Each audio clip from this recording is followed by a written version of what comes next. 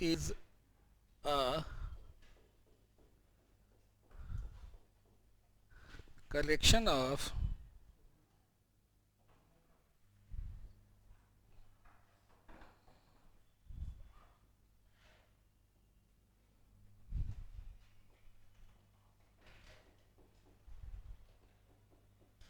similar cells which performs a specific function.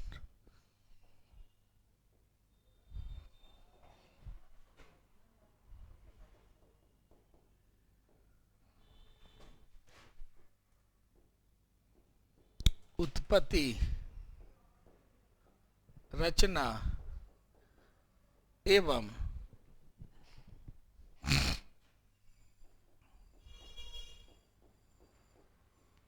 कार्यों में समान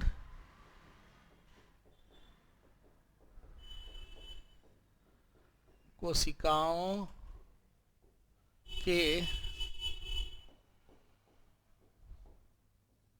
समूह को उत्तक कहते हैं। ऐसी कोशिका जो रचना में, उत्पत्ति में और कार्य में समान, वैसे कोशिकाओं का जो समूह होगा उसी समूह को हम लोग कहेंगे। केवल कह देना कि कलेक्शन ऑफ टिश्यू नहीं, सिमिलर होना चाहिए। और वो क्या करेगा? स्पेसिफिक फंक्शन करेगा, एक विशेष कार्य के लिए इकट्ठा किया गया। जैसे हमारा स्किन है तो त्वचा का उत्तक, मांस का उत्तक और हड्डी का उत्तक, ये तीनों का रचना अलग अलग है कि समान है? तीनों का कार्य, इसलिए तीन तरह के उत्तक से बना है। त्वचा भी अलग उत्तक से बना है, मांस भी अलग उत्तक से, और हड्डी भी अलग उत्तक से। नहीं, इस उत्तक को सबसे पहले देखा किसने? किसने? बाइकाट। बाइकाट थे कि बीचट थे?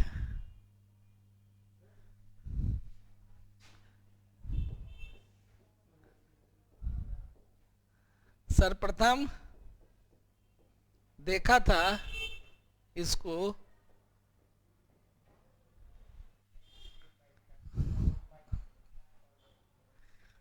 CH से कहाँ पर बीचट ने देखा था। CH से च भी होता है नहीं, इसलिए इसको सर्वप्रथम देखा किसने?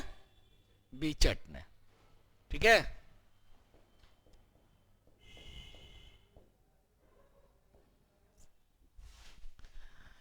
टिश्यू का स्टडी जिस विज्ञान में करते हैं उस विज्ञान का नाम क्या है?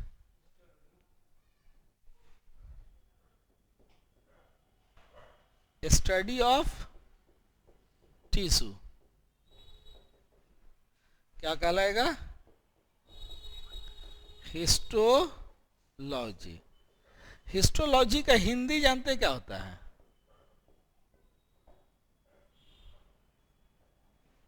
क्या लिखे? औतिकी। भौतिकी नहीं, इसको क्या पढ़िएगा? औतिकी ना। इस टिश्यू का नामकरण किसने किया?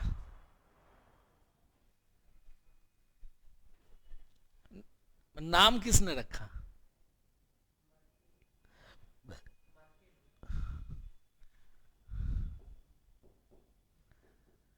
नामकरण किया मार्सेलो माल पीघी किसने किया? मार्सेलो मालपीघी।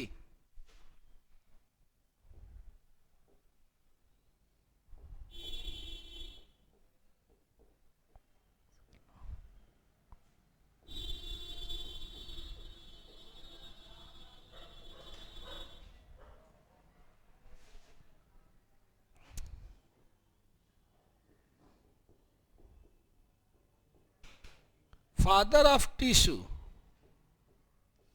या फादर ऑफ हिस्टोलॉजी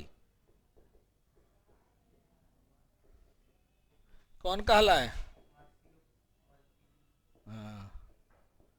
मार्सेलो मालपीघी,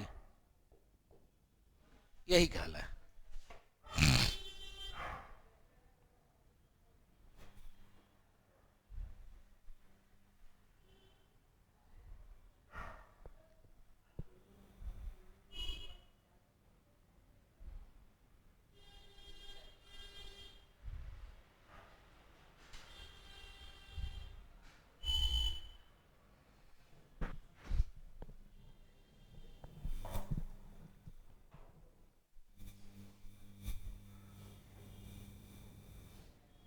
ठीक है, यहां तक कोई दिक्कत? अब मिटा दें।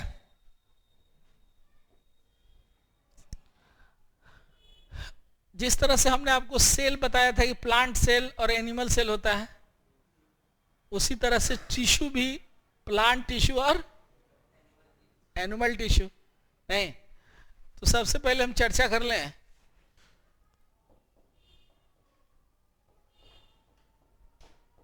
प्लांट टिश्यू, पादप उत्तक, यानी कि पौधों में पाए जाने वाले उत्तक को क्या कहोगे? Plant tissue. नहीं, पेड़ पौधों में पाए जाने वाले उत्तक को प्लांट टिश्यू कहेंगे। और ये जो प्लांट टिश्यू है, ये प्लांट टिश्यू आपको दो प्रकार के देखेगा। एक का नाम है मेरिस्टेमेटिक टिश्यू। हिंदी इसका क्या हो गया? विभाजोतक।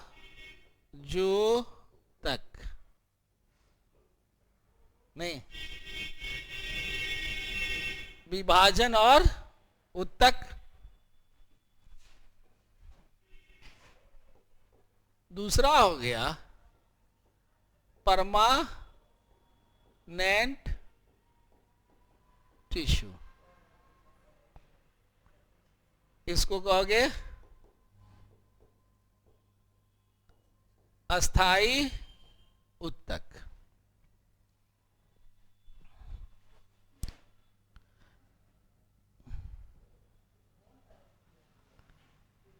यहां एक बात देखिए, ये नाम से क्या लग रहा है? विभाजो उत्तक, यानी कि विभाजन प्लस उत्तक। इसका मतलब ये निकला कि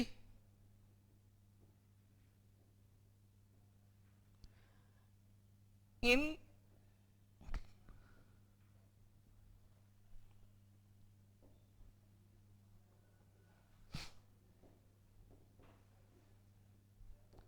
इस उत्तक के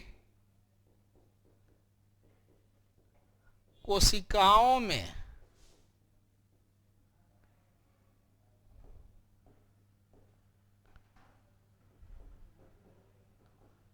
कोशिका विभाजन की क्षमता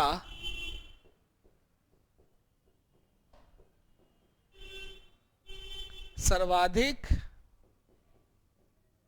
होती है।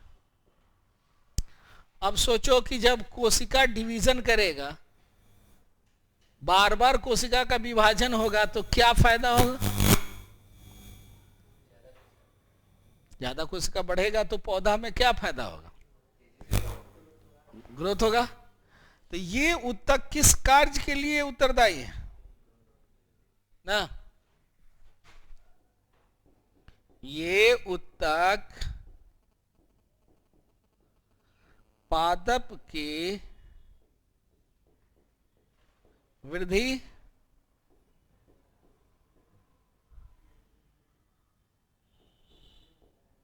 यानी कि ग्रोथ के लिए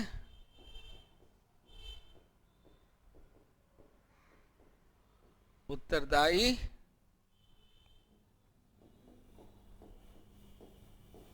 होते हैं। नहीं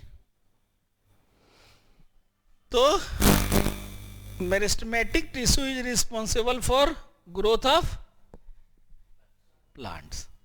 नहीं, अब जरा से ये परमानेंट टिश्यू जो देखिए, इनकी कोशिकाओं में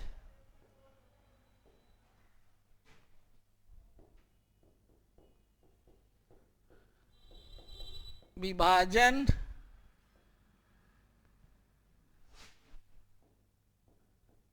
की क्षमता प्रायः समाप्त हो जाती है, यानी पूर्ण रूप से समाप्त नहीं होता। नहीं, अब यह उत्तक किस कार्य के लिए रिस्पॉन्सिबल होगा?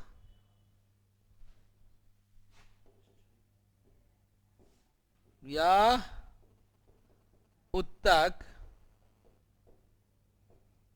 उत्तरदायी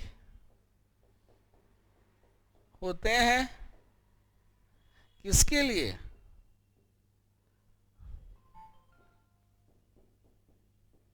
भोजन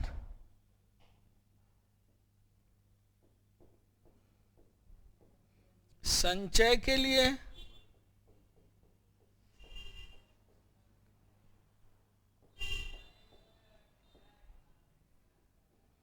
सुरक्षा के लिए। छाल जब बना लेगा तो सुरक्षा देगा।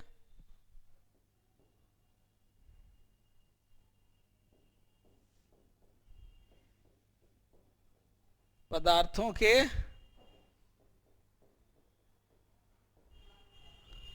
परिवहन के लिए,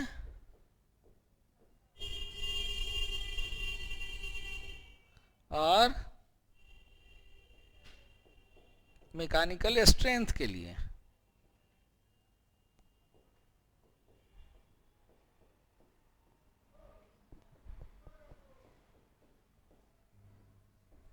इतने काम के लिए ये रिस्पॉन्सिबल है।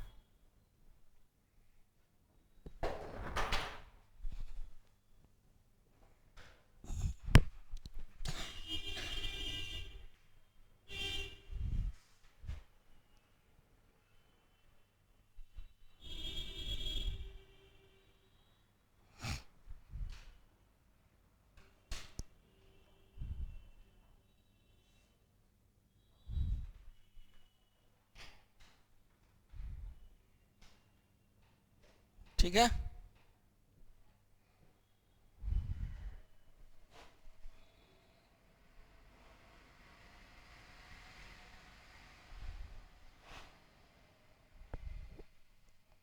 अब ये बताइए कि पौधा में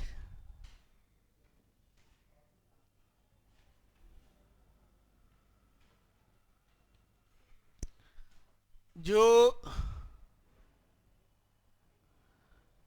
वृद्धि होगी वह कितने प्रकार की वृद्धि होगी? कौन कौन? और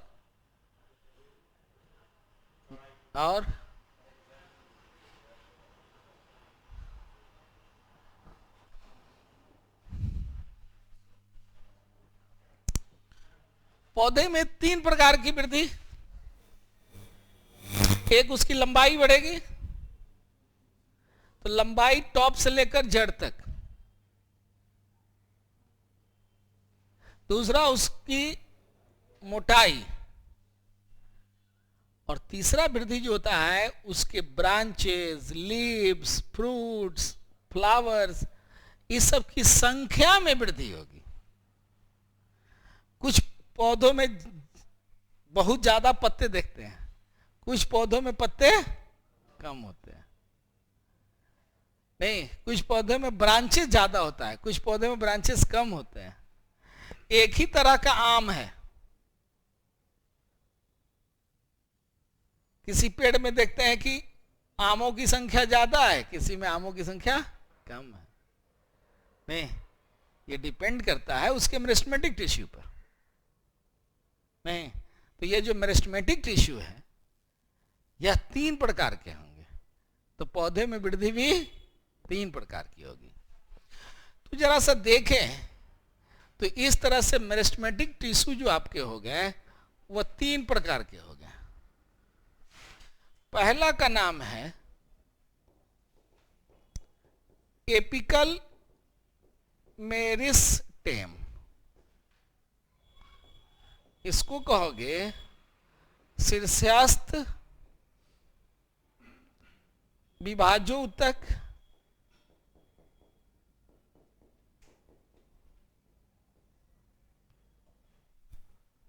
नहीं,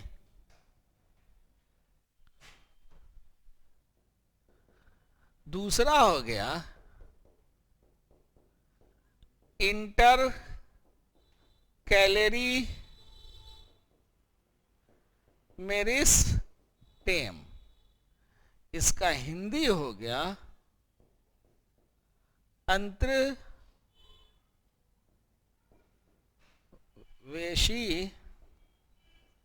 विभाजोत्तक। और तीसरा हो गया लेटरल मेरिस्टेम।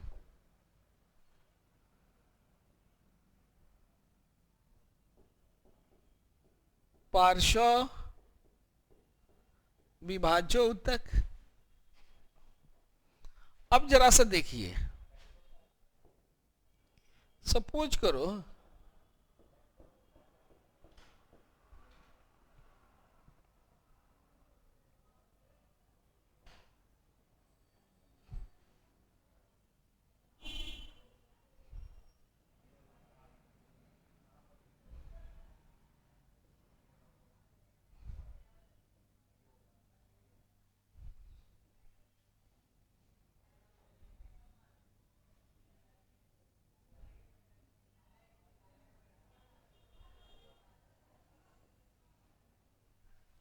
ये कोई मान लो कि पौधा है, ठीक है। अब इस पौधा में यहां जो देख रहे हो, ये इसका टिप है ना, शीर्ष है। उसी तरह से इसका भी यहां शीर्ष होगा,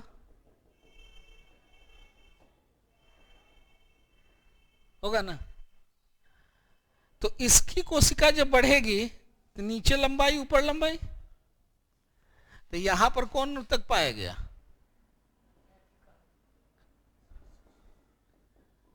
एपिकल मेरिस्टेम या शीर्षस्थ? नहीं है? जहां से ब्रांच निकला है, जहां से ब्रांच निकला है ना, वहां पर देखो तो इस तरह से गांठ रहता है। इसको क्या कहते हैं? इस गांठ को नोड। क्या कहते हैं? नोड। नहीं, तो ब्रांचेस कहां से निकलता है? नोड से। है? तो ये ऊतक क्या होगा? Inter calorie meristem. नहीं। अब बताइए, ये जो जगह है ये इसका लेटरल पार्ट है,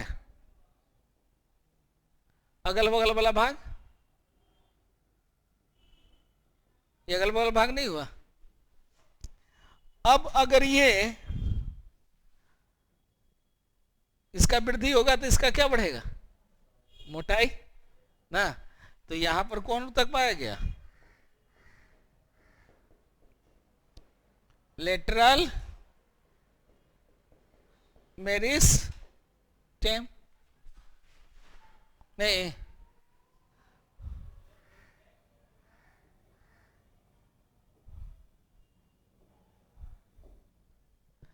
तो ये ऊतक कहां पाए जाएंगे,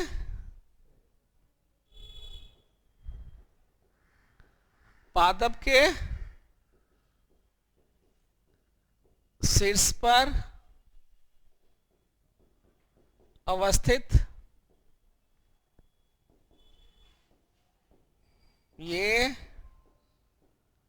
पादप के लंबाई में वृद्धि कराता है। ये कहां पाया जाएगा,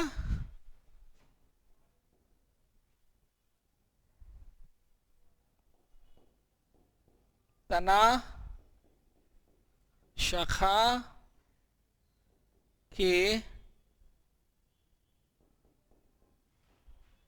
नोड या बर्ड्स पर। इससे क्या फायदा होगा, शाखा, पत्ते, फल इत्यादि की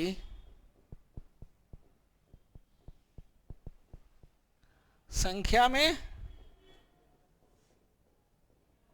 वृद्धि नहीं।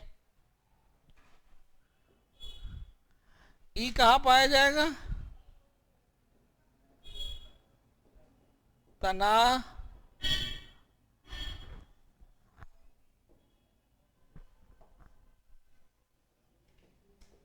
शाखा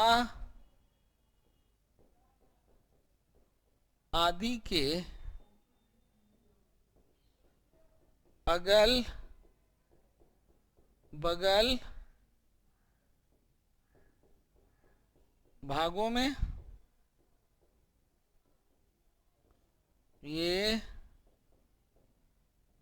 पादप के मोटाई में वृद्धि कराएगा।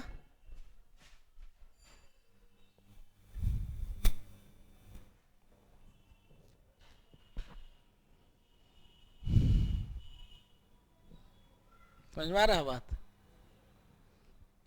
हाँ?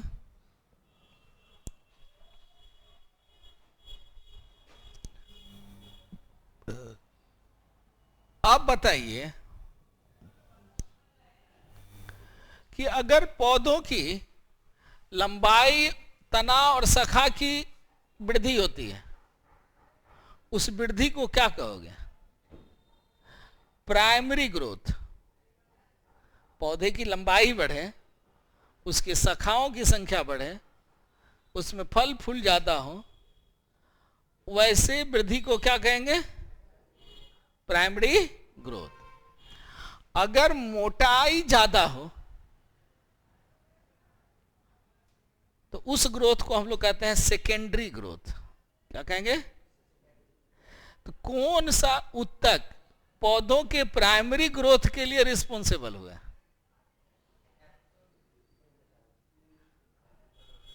एपिकल और इंटर कैलरी। एपिकल और इंटर कैलरी जो है वो पौधों के किस कार्य के लिए, प्राइमरी ग्रोथ के लिए। और पौधों के अंगों की मोटाई अगर बढ़ रही है तो उसको कौन सा ग्रोथ कहेंगे, सेकेंडरी ग्रोथ।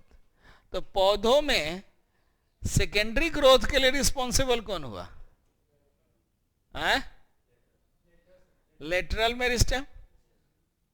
नहीं, तो आपसे परीक्षा में ऐसा प्रश्न पूछेगा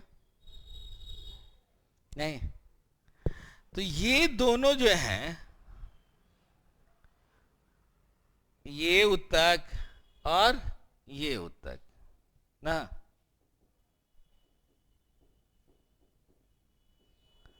प्राइमरी ग्रोथ के लिए उत्तरदायी और लेटरल मेरिस्टेम जो है वह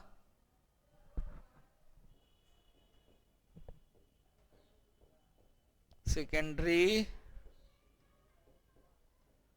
ग्रोथ के लिए उत्तरदायी नहीं। तो प्राइमरी ग्रोथ के लिए रिस्पॉन्सिबल कौन कौन? नहीं, एक तो क्वेश्चन ये पूछेगा, दूसरा क्वेश्चन आपको आएगा कि किस तरह के पौधों में प्राइमरी ग्रोथ सबसे ज्यादा होगा।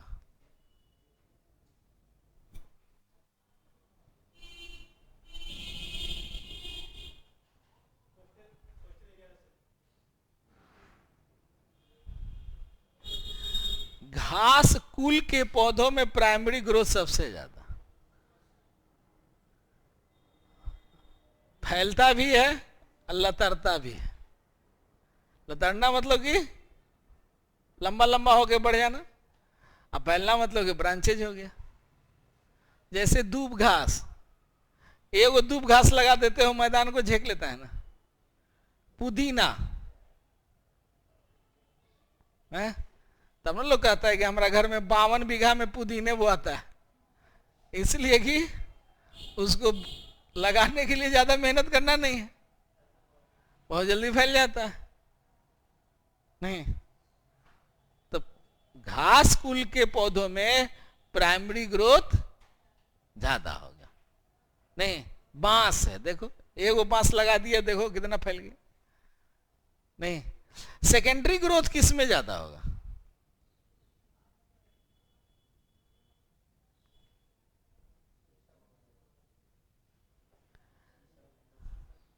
हाँ, तो शीशा, मैंगो, ये सब जो जिसका तना मोटा होता है ना, उसको कहोगे डाइकोटिलीडॉन प्लांट।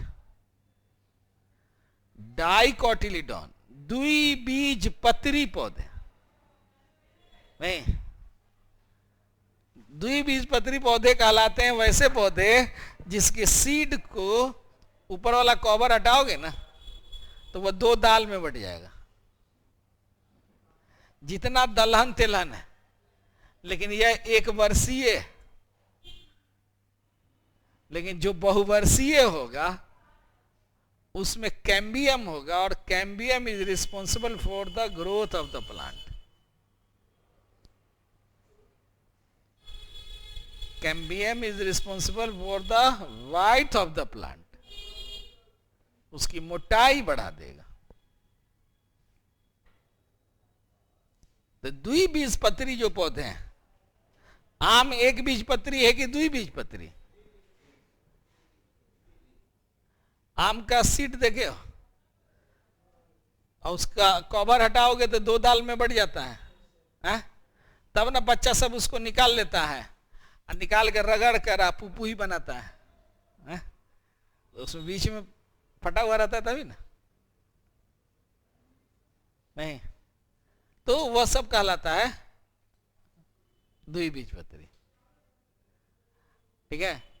नारियल एक बीजपत्री है, मोटा नहीं लंबा होगा। ताड़ एक बीजपत्री है, लेंथ होता है, ग्रोथ नहीं होता।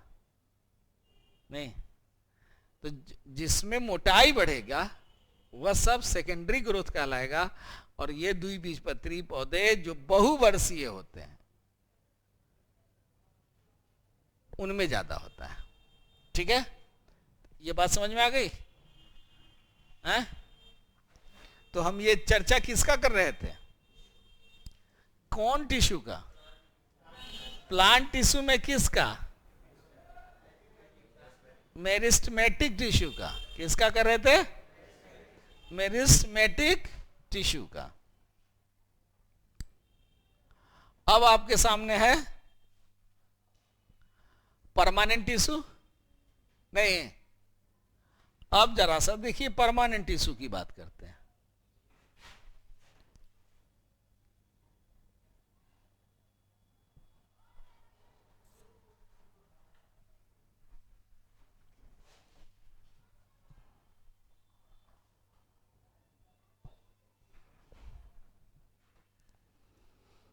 ये जो परमानेंट टिश्यू हैं, ये दो प्रकार के हो गए।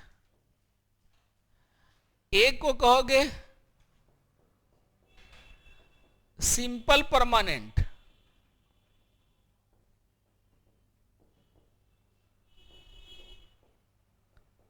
सरल अस्थाई उत्तक, और दूसरा जो होगा वह हो जाएगा कॉम्प्लेक्स परमानेंट। ठीक है, इसको कहिएगा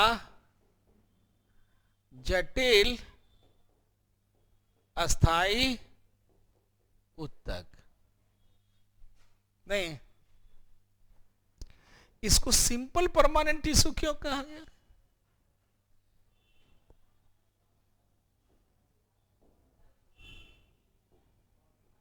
यह एक ही तरह के कोशिका से बना है।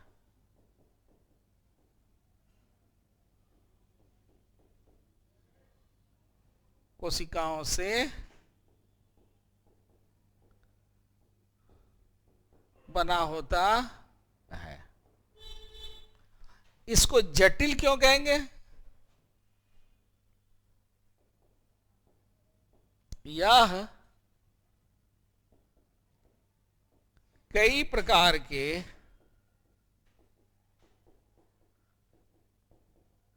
कोशिकाओं से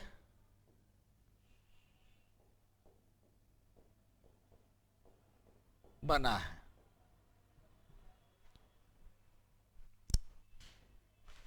तो ये जो सिंपल परमानेंट टिश्यू जो आप देख रहे हैं, ये सिंपल परमानेंट टिश्यू मुख्य रूप से आपके तीन प्रकार के। कौन कौन है? कौन कौन? पेरेन काइमा। ठीक है, पेरेन काइमा का हिंदी क्या होगा?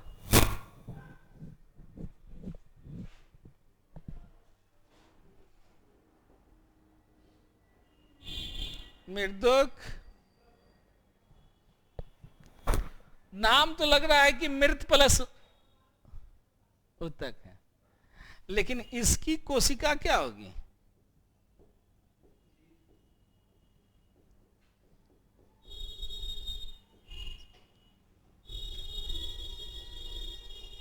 जीवित होगी।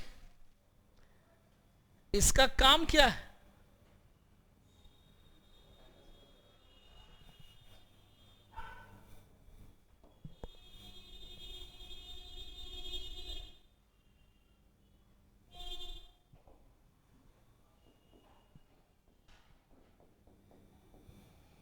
भोजन संग्रह करना,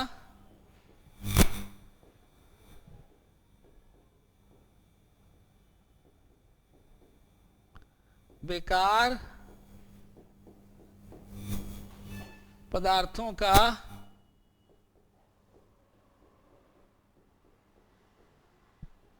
निष्कासन करना। जैसे कौन कौन बेकार पदार्थ पौधा निष्कासित करता है? कौन और बताओ, रेजिन नहीं, लैटिक्स, ठीक है, और हींग। जो हींग खाते हो वो भी उसका बेकार है पदार्थ नहीं? हा? गम, गम मतलब नहीं,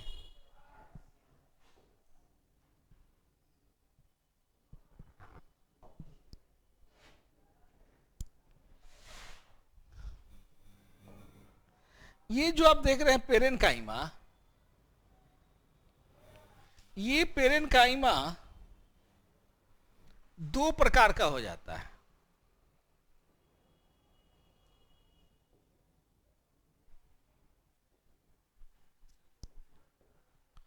कोलेरेनकाइमा,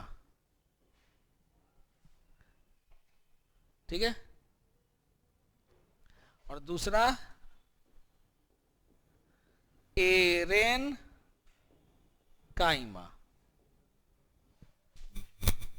क्या प्रकार का हो गया?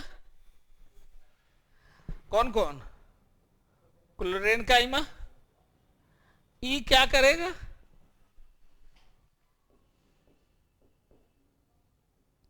पत्ते में क्लोरोफिल को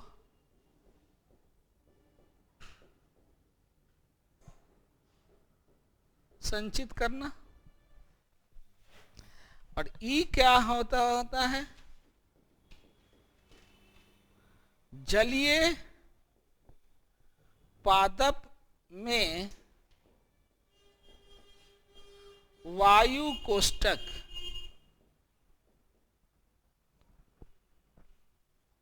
का निर्माण करना।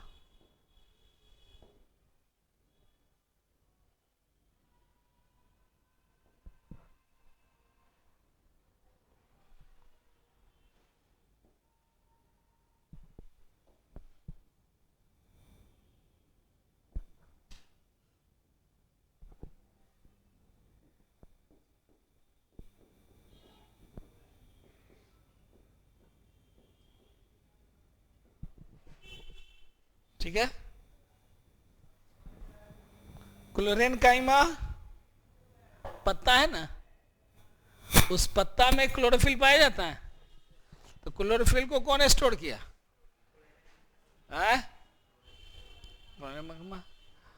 जलीय पौधा में वायु कोष्ठक देखें? हाँ हाँ हाँ हाँ हाँ, नहीं, जलकुंभी देखना, फूलल रहता है ना, और उसको बच्चा सब पैर से मार के पटाखा फोड़ता है फटफट करके ना, तो उसके अंदर वायु भरा रहता है। नहीं, जब आप दबाइएगा जोर से तो आप क्या कर रहे हैं? प्रेशर क्रिएट कर रहे हैं। अब वो अंदर का प्रेशर बाहर आना चाहेगा, आपका प्रेशर और उसका प्रेशर जब टकराएगा तो ब्लास्ट करेगा। नहीं, तो वो जो जिसमें हवा एक्युपाई करता है, वो जो बना होता है जिस चीज का, देखोगे रेशेदार रहेगा अंदर, हाँ, वो बना होता है किसका? एरेनकाइमा का। एरेनकाइमा किसका ब्रांच है? पेरेनकाइमा का। किसका है? पेरेनकाइमा का। नहीं, ठीक है, ये बात समझ में आई? क्या कोई दिक्कत? आप ही से पूछ रहे हैं?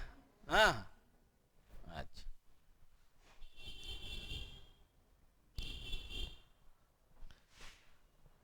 अब दूसरा आ जाओ, कोलेन काइमा। देखिए यहाँ क्लोरेन काइमा, ये क्या है? कोलेरेन, आर्यन है, और वो क्या है?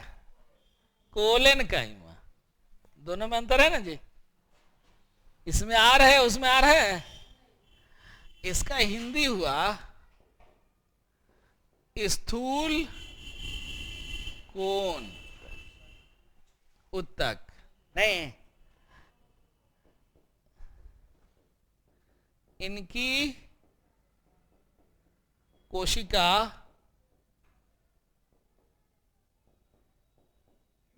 जीवित होती है। इसका काम क्या है? पादप में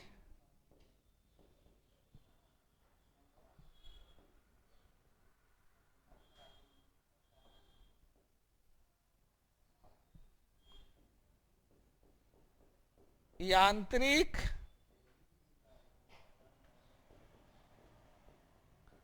मजबूती एवं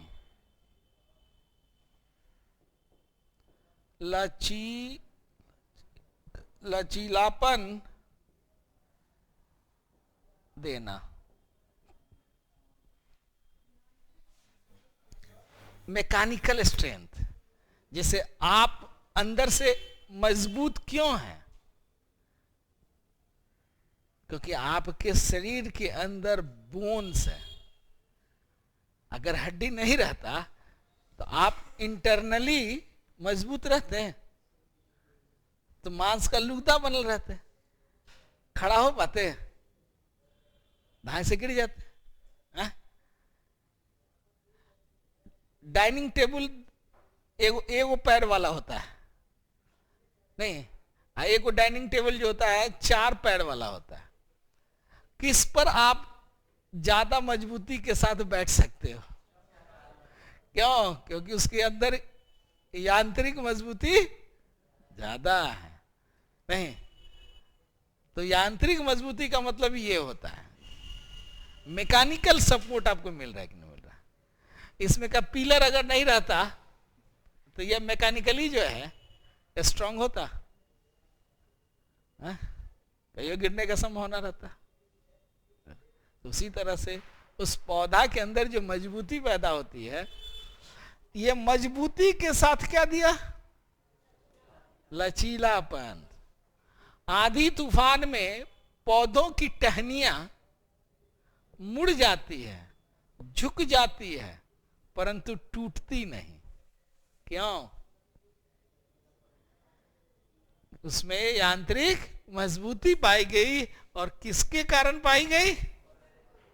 कोलेन काइमा के कारण। नहीं, बांस, ये आम का दतुअन कभी किए हो सर? अब बांस का है?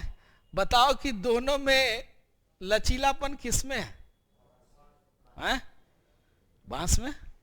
नहीं, क्योंकि उसमें कोलेन काइमा ज्यादा है और आम वाले में कोलेन काइमा कम है। आंधी तूफान में देखते हो तार, खजूर का पेड़ है, झुकता है ऐसे ऐसे, लेकिन गिर टूटता नहीं है। लेकिन वही अगर आप जामुन के टहनी को पकड़ के लटक जाओ, अरे आप सहित नीचे आ जाइएगा। नहीं, क्यों? क्योंकि उसमें आंतरिक मजबूती मोटा हो गया, लेकिन मैकेनिकल सपोर्ट उसमें नहीं। नहीं, आपसे परीक्षा में पूछेगा प्रश्न कि आंधी तूफान में पौधे की टहनियां झुक जाती है, मुड़ जाती है, परंतु टूटती नहीं, किसके कारण? कोलेन काइमा कारण। अब तीसरा जो है उसका नाम है एस्केलेरेन काइमा। इसका हिंदी होता है दृढ़ उत्तक।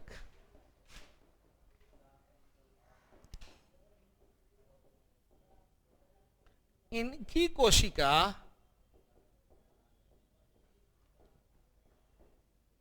मृत होती है। इसकी कोशिका कैसी होगी? मृत होगी, मरी हुई होगी।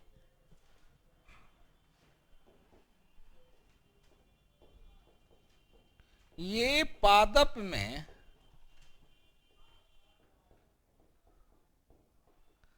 यांत्रिक मजबूती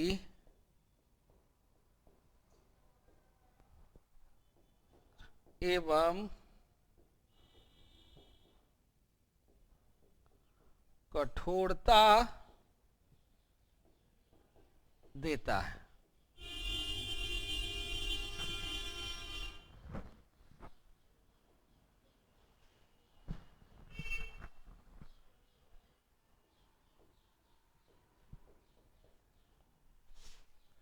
ये कहां पाया गया?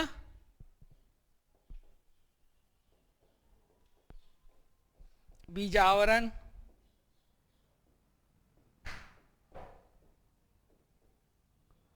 नारियल का रेशा, बीजावरण समझते हो? हाँ, वो कड़ा होता है कि लचीला होता है? तो कड़ापन कौन देगा? नहीं, लचीलापन कौन देगा? कोलेन काइमा। नहीं, हाँ?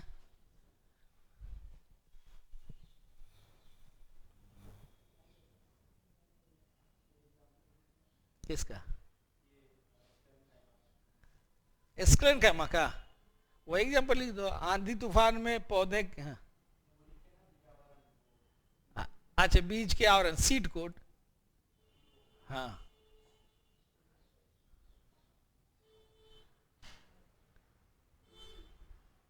सीड कोट हुआ ना, फाइबर्स ऑफ नारियल।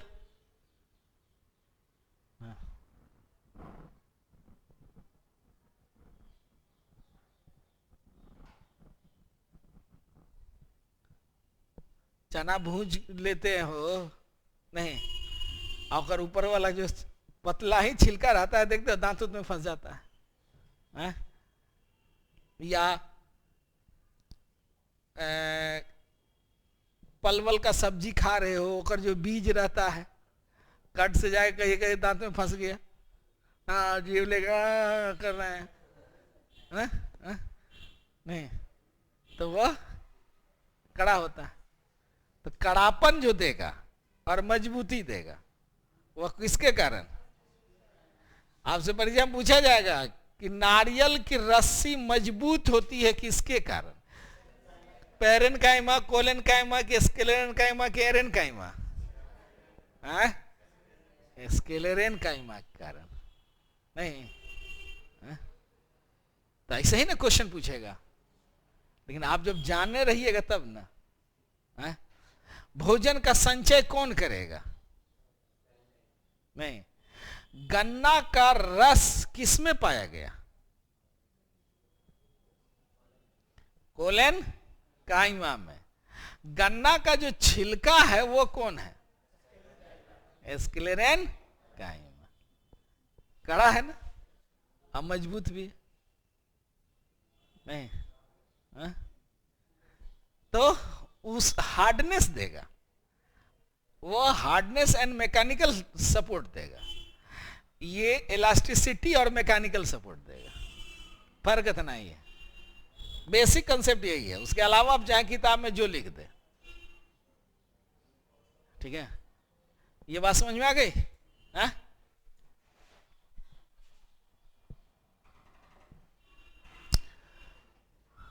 अब आपको बता दें,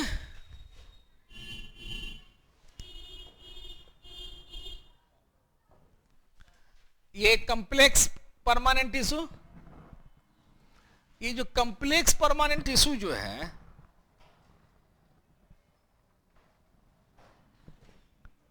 ये ना जी कॉम्प्लेक्स परमानेंट टिश्यू, ये कॉम्प्लेक्स परमानेंट टिश्यू एक से ज्यादा प्रकार के ऊतक से मिलकर बना है।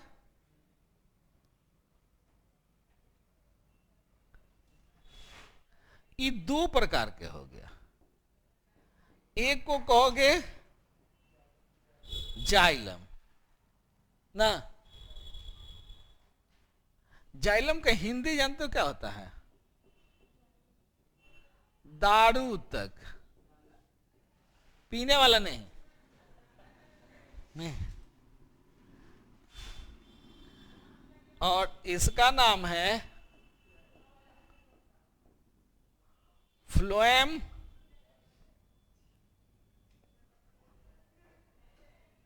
ठीक है। इसका हिंदी हुआ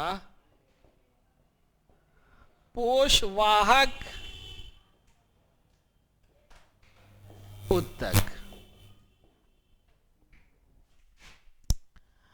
ये दोनों परिवहन उत्तक है। कौन उत्तक है? परिवहन उत्तक। या जल एवं खनिज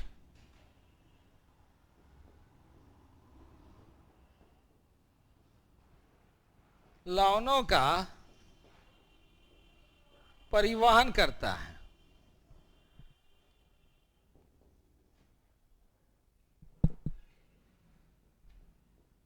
यह एक ही दिशा में अर्थात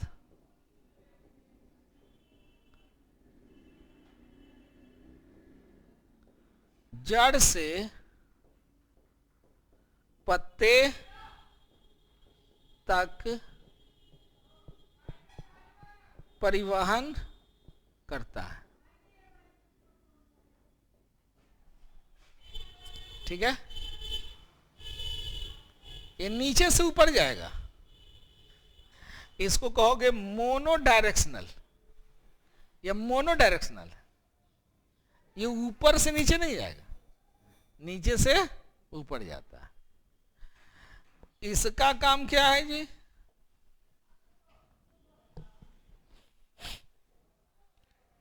या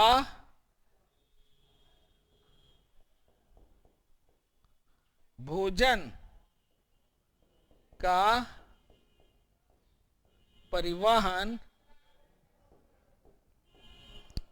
पत्ते से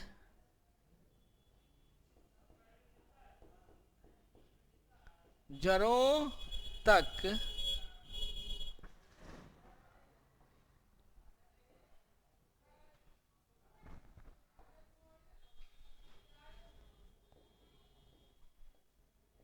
करता है। आदत हम लोग का।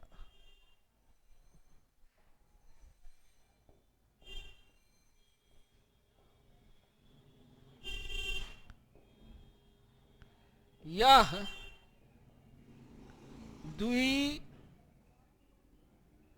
दिशा में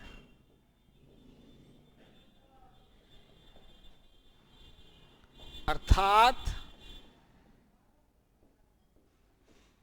ऊपर से नीचे या नीचे से ऊपर भी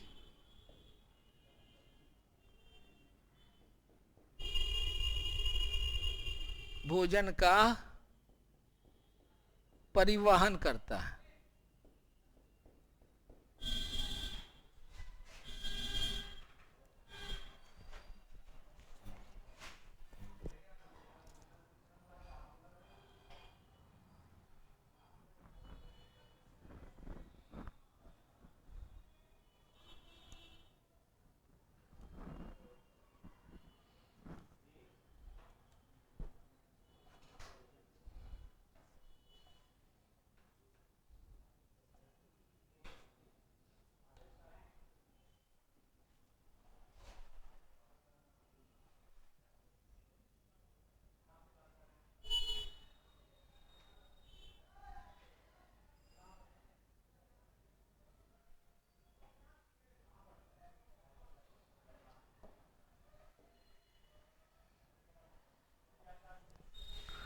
देखो,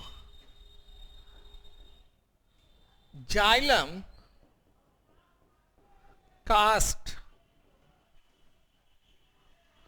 वुड का निर्माण करेगा।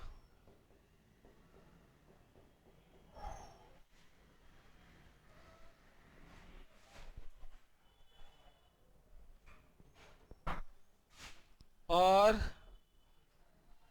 फ्लोएम रेशा, फाइबर्स,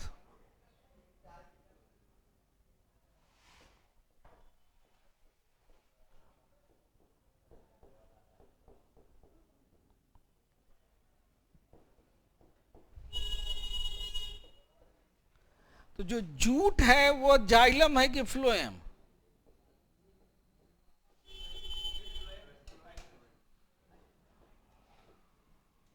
नहीं, जूट का रेशा फ्लोएम है। ठीक है। अब आपको हम बोले थे कि जाइलम में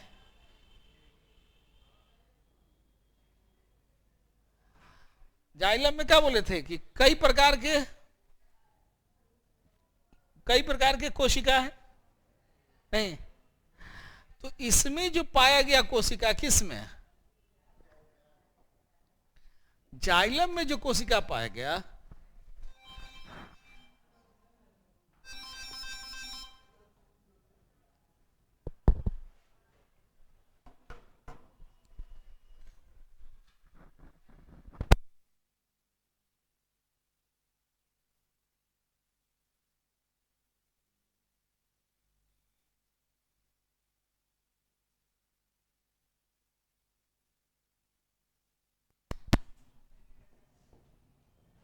ट्रेकियार्ड सेल,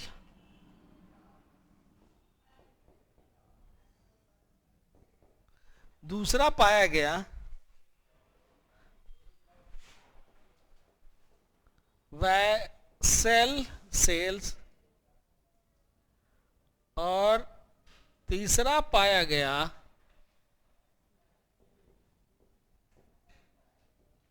जाइलम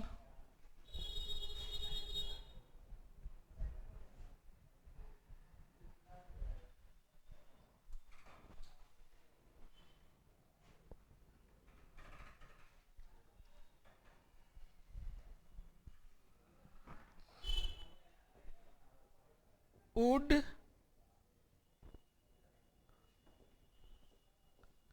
पेरेन काइमा, और चौथा पाया गया आपको वुड फाइबर्स।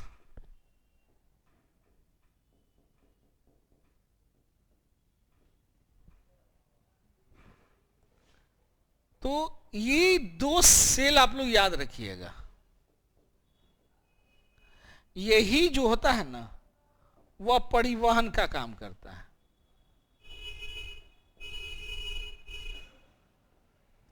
और ये दोनों जो है वह मजबूती का, यांत्रिक मजबूती, और इस फ्लोएम में जो पाया गया वह 3 ऊतक, 4 ऊतक, स्यू सेल्स, ठीक है। दूसरा पाया गया कंपेनियन सेल्स,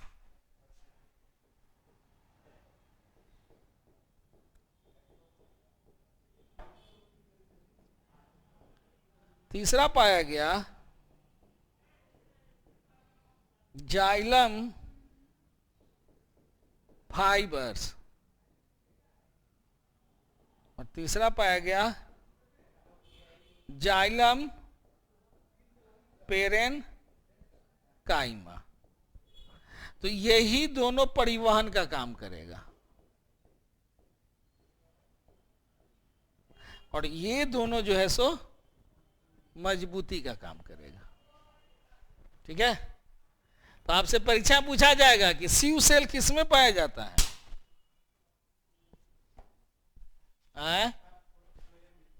फ्लोएम में। बउआ तो भयंकर गलती हो रहा था।